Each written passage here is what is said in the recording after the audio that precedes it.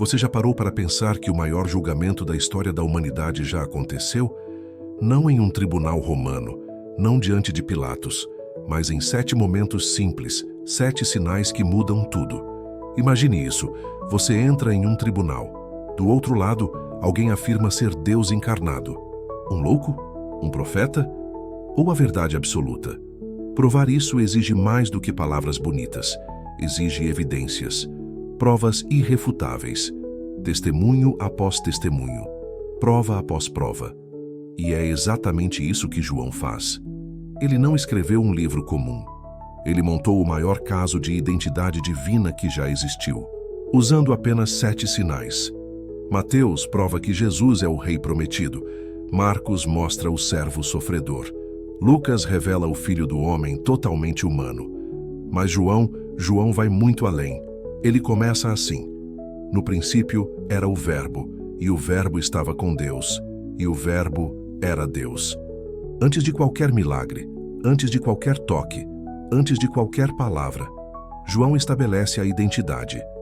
Jesus não é apenas enviado por Deus. Ele é Deus revelado na carne. Por isso João não fala de milagres. Ele fala de sinais. Um milagre impressiona os olhos. Um sinal aponta para a mente e para o coração. Um sinal grita: olhe além do que você vê. Há alguém maior aqui. E João escolhe exatamente 7 sinais. Por que 7? Porque para o povo judeu, 7 é o número da plenitude, da perfeição, da completude divina. 7 dias da criação, 7 selos, 7 trombetas. 7 sinais significam: a prova está completa, nada falta. Não há mais desculpa para não crer. Cada um desses 7 sinais resolve um problema humano real, doloroso, cotidiano, mas ao mesmo tempo revela algo muito maior, um atributo que pertence exclusivamente a Deus. E tudo começa de um jeito que ninguém esperava. Não no templo, não em Jerusalém, não com um sermão poderoso. Tudo começa em um casamento simples, em uma vila pequena chamada Caná, um lugar de alegria, de aliança, de promessa. E ali, Jesus faz algo que muda para sempre a história da relação entre Deus e a humanidade. Você está pronto para descobrir o primeiro sinal? O sinal que prova que Jesus não veio reformar a antiga aliança, ele veio substituí-la. E só Deus tem autoridade para fazer isso. Fique comigo, porque o que você está prestes a ver pode transformar completamente a forma como você enxerga Jesus e a forma como você vive sua fé. Próxima parada: Caná, onde a água vira vinho e a antiga aliança dá lugar à nova. Estamos em Caná da Galileia. Um casamento. Não qualquer casamento. Um casamento judaico do 1º século. Para eles, casamento não era só festa. Era muito mais profundo. Era aliança. Sangue de cordeiro derramado. Vinho partilhado entre as famílias. Promessa de fidelidade eterna. Até que a morte nos separe, mas com Deus no centro. E no meio dessa celebração, algo dá errado. O vinho acaba. Para nós hoje, isso parece pequeno. Compram mais na loja. Mas para eles, era vergonha total. Era o noivo falhando na provisão. Era a aliança começando com falta. Era a humilhação pública. Maria, a mãe de Jesus, percebe. Ela vai até ele e diz simplesmente: eles não têm mais vinho. Jesus responde: mulher, ainda não chegou a minha hora. Mas Maria, ela sabe. Ela não discute. Ela vira para os servos e fala a frase mais poderosa da história: façam tudo o que ele vos disser. E ali estavam elas, 6 talhas de pedra. Pedra não era detalhe. A lei de Moisés foi escrita em tábuas de pedra. Essas talhas representavam o sistema religioso da época, a antiga aliança. Cada talha continha cerca de 100 litros. 6 talhas, 600 litros de água para purificação ritual. A lógica da antiga aliança era clara. O imundo contamina o santo. Por isso tanta água. Por isso tanta preocupação com limpeza externa. Era um sistema de esforço constante, mas nunca completo. Jesus olha para aquelas talhas. Ele não as quebra, não as condena, não ataca o sistema diretamente. Ele simplesmente diz aos servos: enchei as talhas de água. Eles enchem até a borda. Levai agora e apresentai ao mestre-sala. Eles levam. O mestre-sala prova e fica atônito. Todo homem serve primeiro o vinho bom e depois o inferior. Mas tu guardaste o melhor vinho até agora. O que aconteceu? A água virou vinho. Não qualquer vinho. O melhor vinho. Vinho de qualidade suprema. Vinho que representa alegria plena, abundância, vida nova. Esse sinal não é sobre bebida alcoólica. Não é sobre festa. É sobre aliança. Na Bíblia inteira, só Deus faz alianças. Só Deus pode quebrá-las ou substituí-las. Jesus, nesse momento, anuncia: a antiga aliança, com sua água de purificação externa, chegou ao limite. Eu trago a nova aliança, selada no meu sangue, representada nesse vinho. Não vim reformar o antigo, vim substituí-lo. E só Deus tem autoridade para fazer isso. Os discípulos viram e creram. Foi o primeiro sinal, o que abriu os olhos deles para quem Jesus realmente era. Mas se Jesus tem poder para mudar alianças inteiras, será que ele está limitado pelo espaço? Pela distância? No próximo momento, um pai desesperado vai descobrir que a palavra de Jesus atravessa quilômetros e a presença dele não depende de lugar nenhum. Fique comigo, porque o segundo sinal vai provar que Jesus governa o espaço como só Deus governa. Estamos agora em Cafarnaum, uma cidade movimentada à beira do mar da Galileia, e um homem poderoso chega desesperado até Jesus. Ele é um oficial do rei, provavelmente ligado a Herodes, acostumado a dar ordens, a controlar tudo ao seu redor, a resolver problemas com autoridade e recursos. Mas hoje, ele está completamente impotente. Seu filho está à beira da morte, febre alta, sem melhora. Os médicos já desistiram. E esse pai orgulhoso faz algo que jamais imaginaria fazer. Ele implora, ele corre até Jesus, que está em Caná, a cerca de 30 quilômetros de distância, e suplica: Mestre, desce e cura meu filho porque ele está para morrer. Imagine a cena: um homem de status alto, de poder, ajoelhando-se diante de um carpinteiro de Nazaré, abandonando todo o orgulho porque a vida do filho vale mais que qualquer posição. E Jesus olha para ele e diz simplesmente: vai, o teu filho vive, sem tocar, sem ir junto, sem nenhum gesto visível, só uma palavra: vai, confia. E o oficial, em vez de discutir ou pedir prova, crê na palavra de Jesus e vai embora. No caminho de volta para casa, os seus servos vêm ao encontro dele e dizem: Senhor, teu filho vive. E perguntam: em que hora a febre o deixou? E eles respondem: ontem, à hora 7ª, a febre o deixou, exatamente na hora em que Jesus disse: vai, o teu filho vive. 2 lugares diferentes, Caná e Cafarnaum, separados por uma jornada de um dia inteiro, mas uma única palavra atravessou a distância, como se não existisse espaço. Para o povo judeu da época, a presença de Deus sempre esteve ligada a um lugar específico.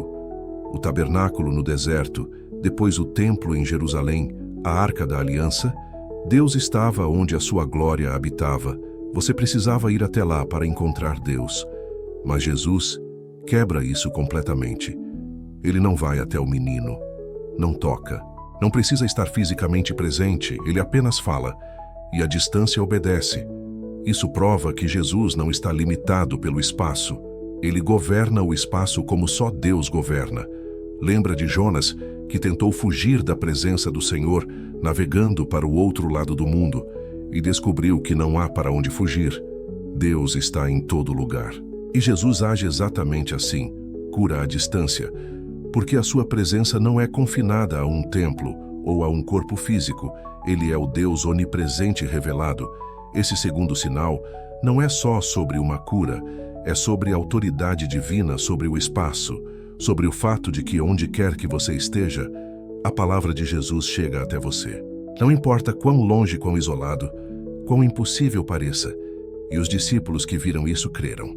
Ainda mais. Mas se Jesus governa o espaço e o tempo, será que o tempo também não o limita?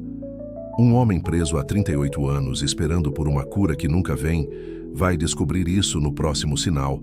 Fique comigo, porque o terceiro sinal vai mostrar que Jesus não só atravessa distâncias, ele atravessa décadas de espera e governa o tempo como o eterno que ele é. Estamos agora em Jerusalém, próximo ao tanque de Betesda, um lugar de esperança frustrada. 5 alpendres cheios de doentes, cegos, coxos, paralíticos, todos esperando o movimento da água, porque acreditavam que um anjo descia de tempos em tempos e agitava as águas e o primeiro que entrasse era curado. Um sistema de milagre condicionado, de esforço humano de primeira chegada. E ali estava um homem há 38 anos. 38 anos preso àquela cama, 38 anos de espera, o mesmo tempo que Israel passou vagando no deserto antes de entrar na terra prometida.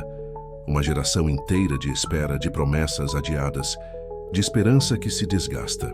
E Jesus chega nesse lugar, vê aquele homem deitado há tanto tempo, sabe que ele está ali há muito, e pergunta: "Queres ficar são?" O homem responde com uma explicação longa: "Senhor, não tenho ninguém que me ponha no tanque quando a água é agitada. Enquanto eu vou, outro desce antes de mim." Ele não diz sim ou não, ele só explica o problema. O sistema falho, a espera eterna. E Jesus não entra no debate, não discute o processo, não espera o anjo, não respeita a fila. Ele simplesmente ordena: "Levanta-te, toma a tua cama e anda." E imediatamente o homem é curado. Toma a cama e anda. 38 anos de paralisia terminados com uma palavra, sem toque, sem água agitada, sem ajuda humana, só autoridade. Esse sinal não é apenas sobre cura física, é sobre tempo. O tempo não limita Jesus. Ele não depende da espera humana, não depende de processos longos, de gerações perdidas, de promessas adiadas. Jesus governa o tempo porque ele é o eterno, o alfa e o ômega, aquele que está fora do tempo e dentro dele ao mesmo tempo. O homem que esperou 38 anos entra no templo naquele mesmo dia curado. E Jesus o encontra depois e diz: "Eis que estás são, não peques mais, para que não te suceda coisa pior." Uma cura que vai além do corpo, que toca a alma. Mas o que mais impressiona é isso: o tempo obedece a Jesus, décadas de imobilidade se dissolvem em um instante. E se ele governa o tempo e o espaço, será que a matéria também o limita? Uma multidão faminta, 5.000 homens sem contar mulheres e crianças, pouco pão, pouco peixe, nenhuma solução humana à vista, vai revelar algo ainda maior no próximo sinal. Fique comigo, porque o 5º sinal vai provar que Jesus não só governa o tempo, ele governa a matéria, porque ele é o criador dela. Estamos agora no meio do deserto da Galileia. Uma multidão imensa segue Jesus há dias, 5.000 homens sem contar mulheres e crianças, todos famintos, cansados, sem comida. Os discípulos olham ao redor e veem o impossível. Filipe diz: 200 denários de pão não bastam, nem para que cada um receba um pouco. André encontra um menino com 5 pães de cevada e 2 peixinhos, pão barato, peixe pequeno. Quase nada para tanta gente. E Jesus pede que todos se assentem, toma os pães, dá graças, parte e distribui aos discípulos, que distribuem à multidão. E o milagre acontece, os pães se multiplicam, os peixes se multiplicam, todos comem até ficarem saciados. E sobram 12 cestos cheios de pedaços, 12 cestos, um para cada tribo de Israel. Um sinal de abundância completa. No deserto, Deus enviou maná do céu, mas o maná era provisório, caía todo dia, acabava ao pôr do sol. Ninguém podia guardar para o dia seguinte. Era dependência diária, mas aqui Jesus faz algo maior. Ele multiplica o pouco em abundância que sobra. E depois declara: "Eu sou o pão da vida. Aquele que vem a mim jamais terá fome, e o que crê em mim jamais terá sede." Não é só quem dá pão, ele é o pão.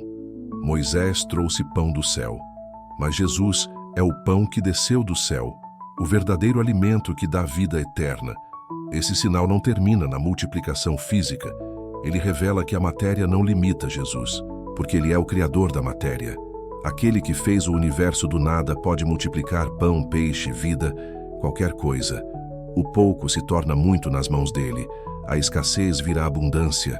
A fome vira saciedade plena. E a multidão que comeu ficou impressionada. Mas Jesus vai além, ele não quer que sigam só pelo pão que perece. Ele quer que busquem o pão que permanece para a vida eterna, que é ele mesmo.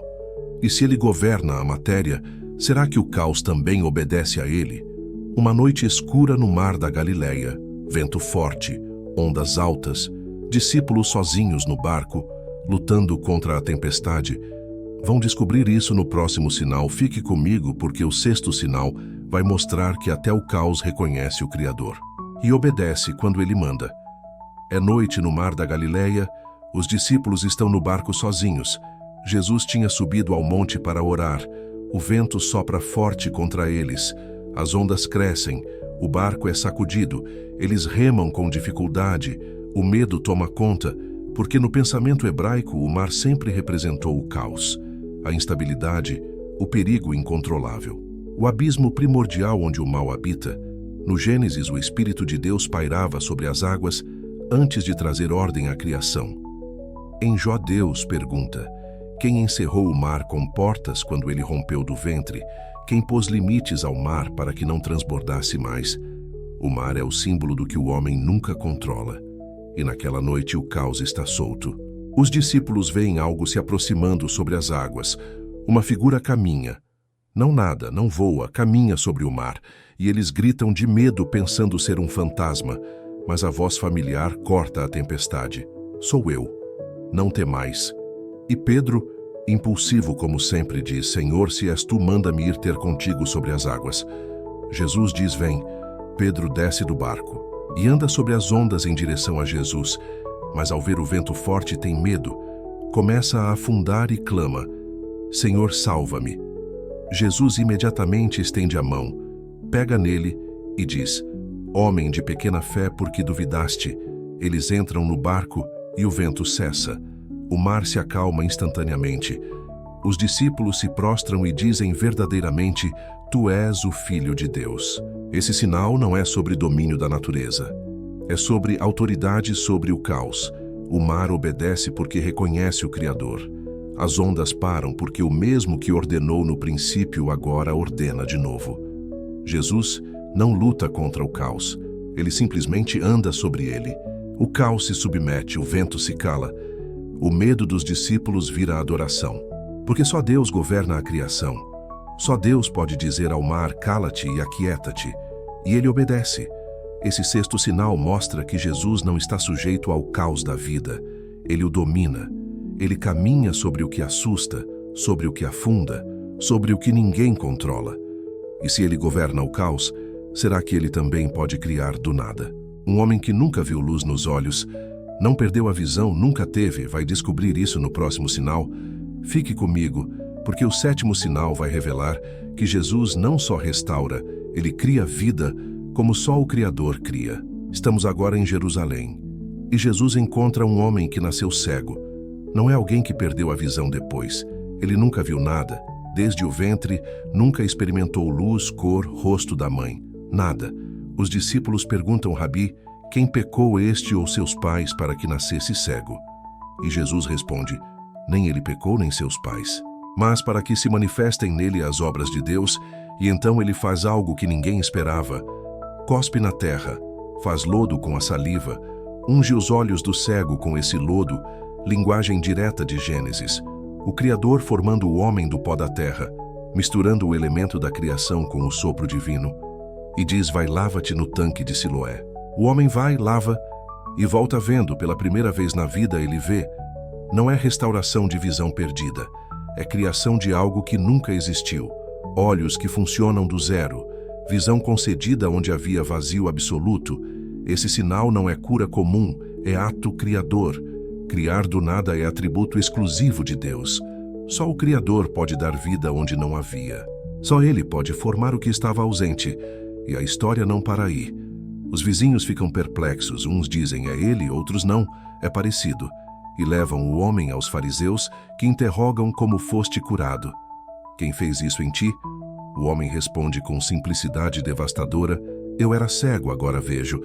Eles não aceitam, questionam o sábado, questionam o lodo. Questionam Jesus. Chamam os pais do homem, que confirmam: sim, nasceu cego. Mas não entendem como agora vê. E os fariseus expulsam o homem da sinagoga, porque reconhecer aquele sinal significaria reconhecer quem Jesus é. E isso eles não estavam dispostos a fazer. O homem expulso encontra Jesus novamente, que pergunta: crês tu no Filho de Deus? Ele responde: quem é Senhor para que eu creia nele? Jesus diz: tu o viste e é aquele que fala contigo. E o homem diz: creio, Senhor, e o adora. Esse sétimo sinal encerra a série de provas, porque criação é o ápice. Se Jesus cria a visão do nada, ele é o Criador revelado. Mas João ainda guarda o sinal final, aquele que fecha todas as dúvidas.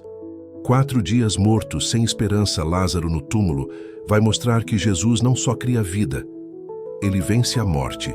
Fique comigo, porque o 8º sinal vai provar que nem a morte consegue reter aquele que é a ressurreição e a vida. Estamos agora em Betânia, perto de Jerusalém.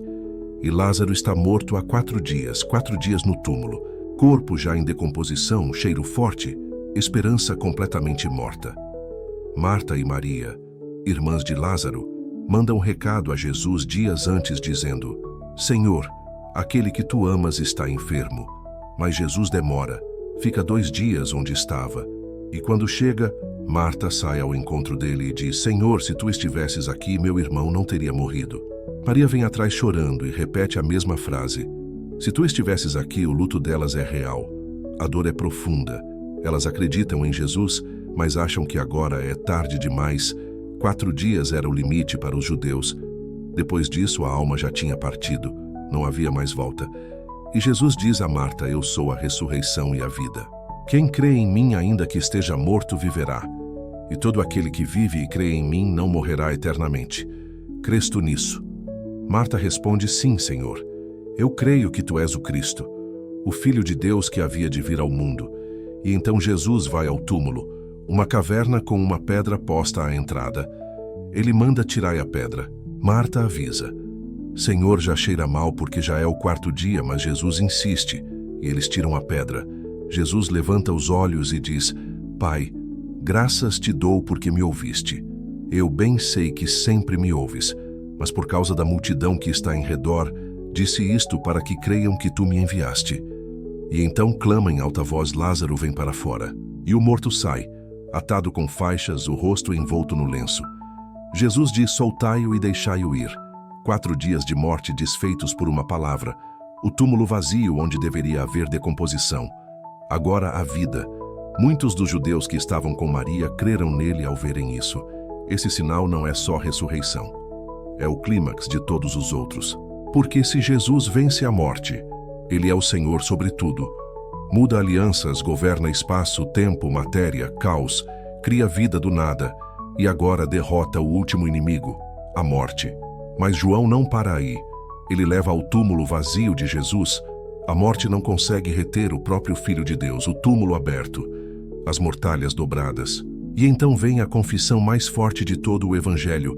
Tomé, que duvidava, toca nas marcas dos pregos e da lança e declara: meu Senhor e meu Deus.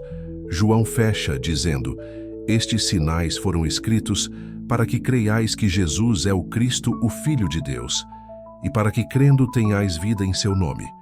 Os 7 sinais, mas o final, não foram para impressionar. Foram para provar: Jesus muda alianças, governa espaço, governa tempo, governa matéria, domina caos, cria vida, vence morte. E só Deus faz isso.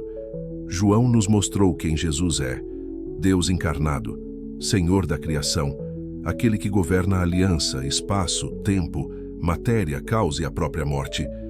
Mas quando essa verdade desce do texto para a vida real, uma nova pergunta nasce: se Jesus é Deus, se ele venceu a morte, se ele tem todo o poder, por que nem sempre ele tira o sofrimento?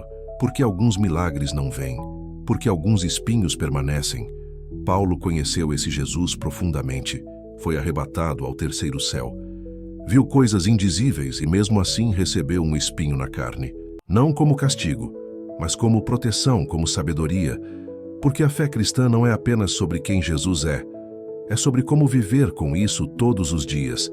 Mesmo quando a resposta não é milagre, mas maturidade, João responde quem Deus é. A sabedoria responde quem nós precisamos nos tornar. João nos mostrou quem Jesus é: Deus encarnado, Senhor absoluto da criação, aquele que tem autoridade para mudar alianças inteiras, que governa o espaço atravessando distâncias com uma palavra, que governa o tempo dissolvendo décadas de espera em um instante, que governa a matéria transformando pouco em abundância infinita, que domina o caos caminhando sobre as águas e acalmando a tempestade com sua presença, que cria a vida do nada dando visão a olhos que nunca existiram, que vence a morte chamando Lázaro do túmulo depois de 4 dias e deixando seu próprio túmulo vazio. Tudo isso para provar uma única verdade: Jesus é o Cristo, o Filho de Deus, e só Deus faz essas coisas. Mas quando essa revelação gloriosa desce do texto sagrado e entra na nossa vida real, uma pergunta dolorosa e inevitável surge no coração de todo crente: se Jesus é Deus, se Ele tem todo o poder, se Ele venceu a morte e governa tudo, por que nem sempre Ele tira o sofrimento? Por que alguns clamores parecem não ser atendidos? Por que alguns milagres chegam rápido e outros demoram anos ou nunca chegam? Por que alguns espinhos na carne permanecem? Mesmo depois de tanta oração, Paulo, o apóstolo que conheceu Jesus mais profundamente do que quase qualquer um, foi arrebatado ao terceiro céu, viu coisas que não podiam ser ditas, recebeu revelações indizíveis e, mesmo assim, Deus permitiu que ele tivesse um espinho na carne, um mensageiro de Satanás para o esbofetear, para que não se exaltasse demais. Paulo pediu 3 vezes que fosse tirado, e a resposta do Senhor foi: minha graça te basta, porque o meu poder se aperfeiçoa na fraqueza. Esse espinho não era castigo, era proteção, era sabedoria divina, para que Paulo não se tornasse arrogante com tanta revelação, para que dependesse sempre da graça e não da própria força. E é aí que entra a sabedoria dos livros antigos. Provérbios nos ensina o que fazer, a viver com obediência e temor do Senhor. Eclesiastes nos confronta com por que fazemos o que fazemos, nos mostra a vaidade das coisas debaixo do sol quando buscamos satisfação fora de Deus. E Jó nos ensina o que fazer quando fazemos tudo certo, obedecemos, tememos a Deus, e mesmo assim, o sofrimento chega como uma onda avassaladora. Jó perdeu tudo e ainda disse o Senhor: deu o Senhor, tirou, bendito seja o nome do Senhor. Paulo passou por esses 3 livros na prática: obediência, motivação pura e sofrimento inexplicável, e descobriu que nem toda dor é punição. Às vezes é Deus protegendo o propósito da nossa vida da vaidade, da autossuficiência, do orgulho que destruiria tudo o que Ele construiu em nós. A fé cristã verdadeira não é só sobre quem Jesus é, não é só sobre os sinais grandiosos e as vitórias milagrosas. É sobre como viver com essa verdade todos os dias, mesmo quando a resposta não é o milagre imediato, mas a maturidade que cresce na espera, na fraqueza, na dependência total dele. João responde com clareza quem Deus é.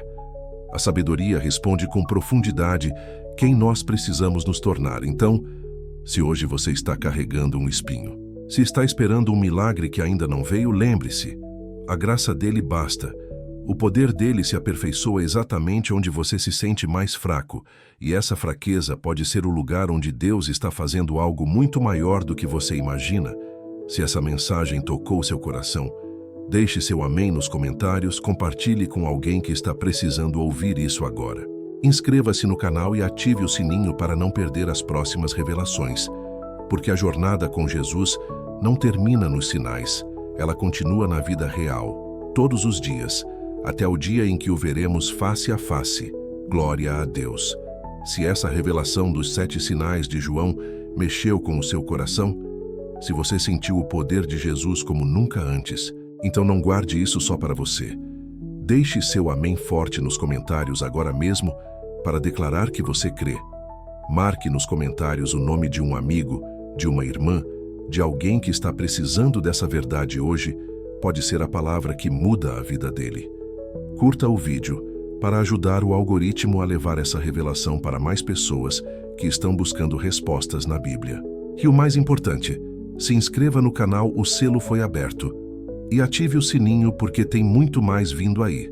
Selos abertos, profecias reveladas, teologia que transforma. Você não vai querer perder o próximo vídeo. Compartilhe esse vídeo nos grupos de WhatsApp, no Instagram Stories, no Facebook. Espalhe essa verdade como fogo, porque quando o selo é aberto, nada mais fica igual. Glória a Deus, vamos juntos nessa jornada. Amém?